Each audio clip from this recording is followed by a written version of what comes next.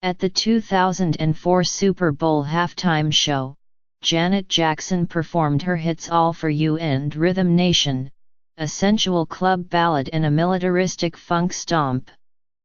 She opened the performance and was there at its close, when Justin Timberlake, then a pop superstar Arivista, emerged to perform his hit Rock Your Body.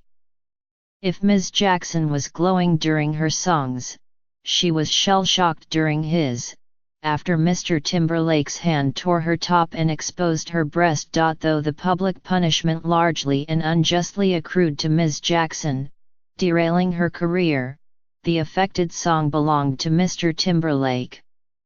The sensible choice, 14 years later, when offered the opportunity for a clean slate, might have been to leave that song alone. Give it the night off. Don't wink. Nothing cute. But Mr. Timberlake's need for redemption is far greater than his capacity for restraint. And so in the second minute of his halftime show performance at Super Bowl LE, just after he'd pump-faked with his recent single, Filthy, he emerged on the U.S. Bank Stadium field in Minneapolis and began singing, sort of, and dancing to Rock Your Body. If what happened in 2004 was a wardrobe malfunction, this was a taste malfunction, a seamy need to reclaim the song that, ever so briefly, put him uncomfortably under the Klieg lights and restore it to being just another benign entry in his pop-soul catalog. Its use underscored the ways Ms. Jackson has been systematically erased from celebratory narratives around the Super Bowl, and also the way Mr. Timberlake's music is flattered most by soft light. At this point, his best songs are fit for aerobics, or Soul Cycle, or factories run by robots.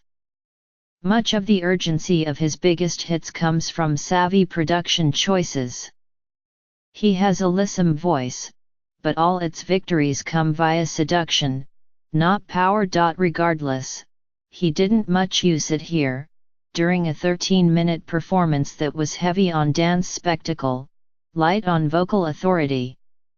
Often, it sounded as if Mr. Timberlake were merely providing accent riffs to his own songs.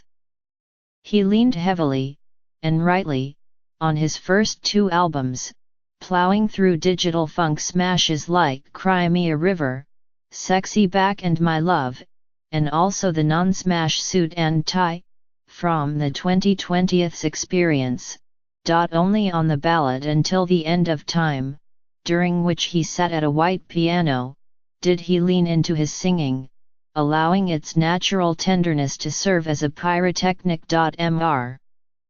Timberlake got his start in a boy band, NSYNC, and he has a natural gift for grand-scale presentation.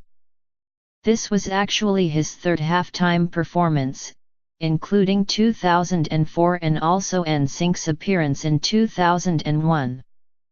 The dance routines, including an exuberant tuxedo-clad brass section and a phalanx of bodies holding aloft mirrors that refracted light throughout the stadium, during mirrors, were effective without being ostentatious. Shows of this size are light work for Mr. Timberlake, even if he was working at about 3/4 the intensity of his backing troupe. That Mr. Timberlake, who has had a smattering of hits in recent years including the Trolls soundtrack anthem Can't Stop the Feeling, which he performed near the end of his set, was offered this halftime show slot is a reminder of the wide-scale cultural cachet he once corralled.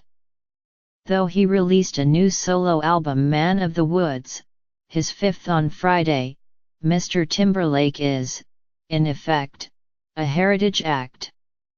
The heritage of the early to mid-2000s, but still. His booking also displays the differing ways forgiveness is deployed in public life.